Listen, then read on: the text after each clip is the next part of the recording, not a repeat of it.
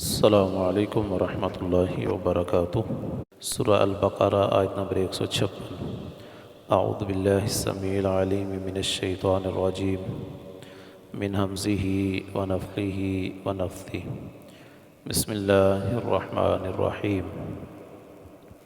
الذین، وہ لوگ، اذا، جب، اصابتہم مصیبہ، پہنچے انہیں کوئی مصیبت، قالو، وہ کہتے ہیں، انا، بے شک ہم، للہ، اللہ کے لیے ہیں، وَإِنَّا، اور بے شک ہم، الیہ، اسی کی طرف، راجعون، لوٹنے والے ہیں۔ پچھلی آیت کے آخر میں تھا بشر الصابرین، بشارت دے دیں صبر کرنے والوں کو، خوشخبری سنائیں۔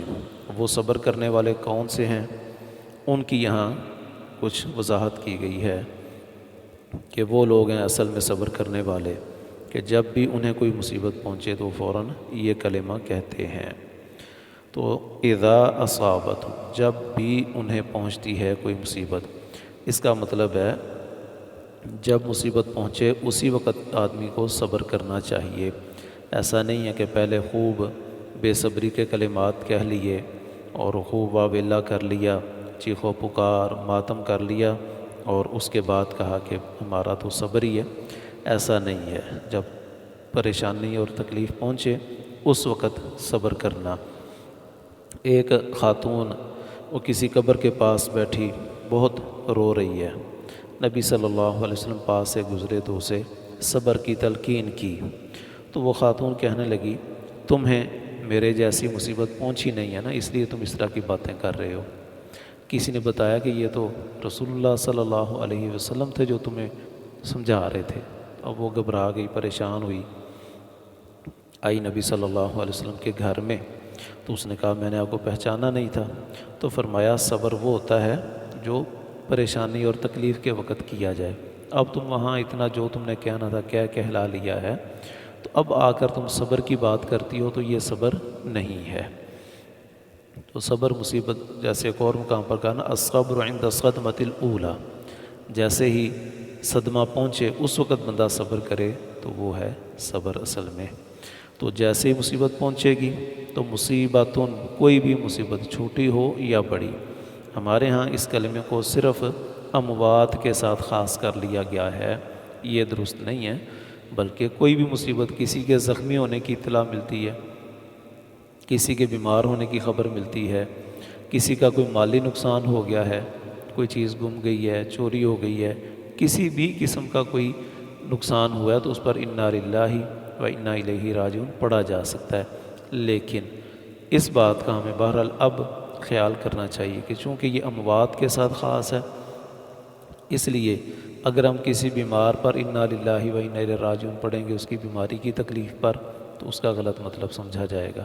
تو ہمیں عرف کا بھی خیال کرنا چاہیے، اس لیے ہمیں احتیاط کرنی چاہیے۔ پڑھنا ہے تو آہستہ پڑھ لیں کہ کسی کو سنائی نہ دے، وگرنہ لوگ پھر طرح طرح کی عجیب و غریب باتیں بنائیں گے تو پھر ہم صفائی بھی نہیں دے سکیں گے۔ انا للہ و انا الیہ راجعون، یہ کلمہ، اس میں عقیدہ ہے کہ ہم سب کے سب اللہ تعالیٰ کے لیے ہیں، اس کے غلام ہیں، اس کی ملک ہیں، اللہ تعالیٰ کی مرضی کے تابع ہیں۔ تو جب چاہے، جس کو چاہے، جہاں چاہے بلا لے، تو ہم کون ہوتے ہیں انکار کرنے والے؟ جب مالک جو وہ ہے، ہم دنیا میں جن چیزوں کے مالک ہیں تو وہ ہم جیسے چاہیں ان پر تصرف کرتے ہیں۔ گھر ہماری ملکیت میں ہے تو اب جہاں چاہیں دیوار کھڑی کریں، جس جگہ کو چاہیں کچن بنا لیں اور جس کو چاہیں واش روم بنا لیں، جہاں چاہیں بیڈ روم بنائیں، جہاں چاہیں گراج بنائیں، وہ ہماری مرضی ہے نا۔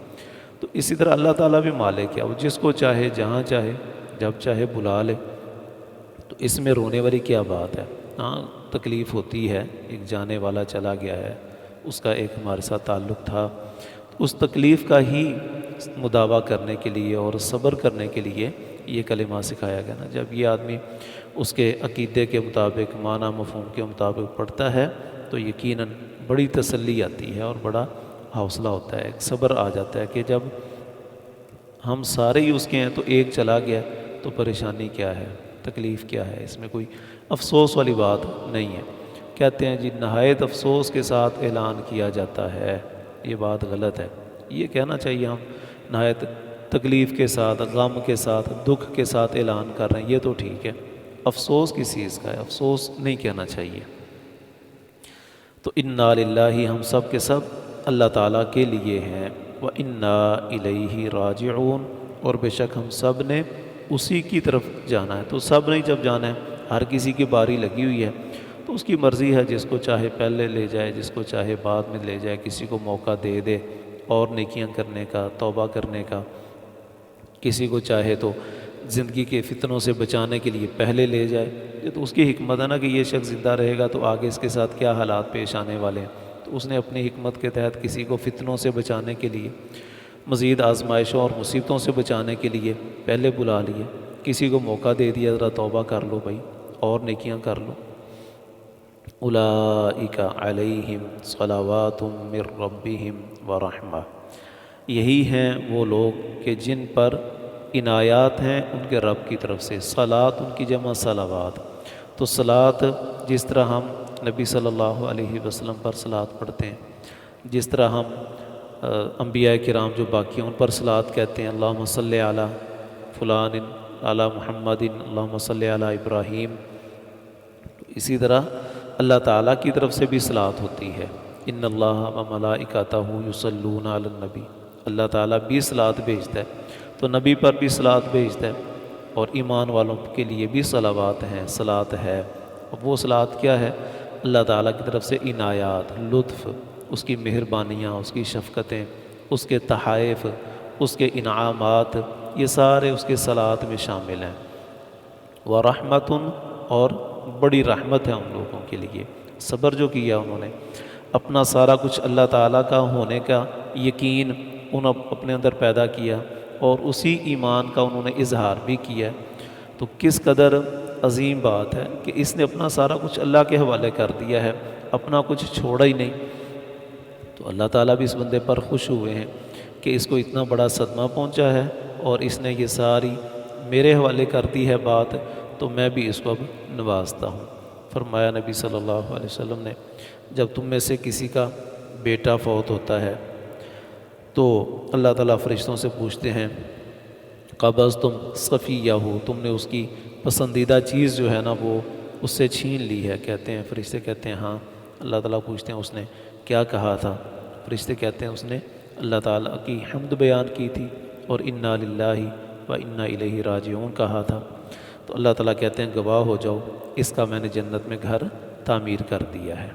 تو یہ تو آخرت کی ہے، تو دنیا میں اللہ تعالیٰ اس کی وجہ سے پتہ نہیں کتنے انعامات، جب اللہ تعالیٰ خود کہہ رہے ہیں کہ علیہم صلوات من ربہم ورحمہ، بہت سے انعامات ہوں گے ان پر اور بڑی رحمتیں ہوں گی۔ وَأُولَئِکَ هُمُ الْمُهْتَدُونَ، اور یہی لوگ ہیں جو ہدایت پانے والے ہیں۔ اصل ہدایت یہی ہے کہ بندہ سارا کچھ اللہ تعالیٰ پر چھوڑ دے، جو اس نے کرنا ہے، انسان کے ذمے جو کام ہے وہ کر لے، اور باقی اس کے نتائج اللہ تعالیٰ کے حوالے کر دے۔ تو اس سے بڑی ہدایت کوئی نہیں ہے، اسی کو ہی ایمان کہا جاتا ہے، اور یہی اصل انسان کا عقیدہ ہے، اسی پر ہی اس کا محاسبہ ہوگا، حساب و کتاب ہوگا۔ اللہ تعالیٰ سمجھنے کی، عمل کرنے کی توفیق عطا فرمائے۔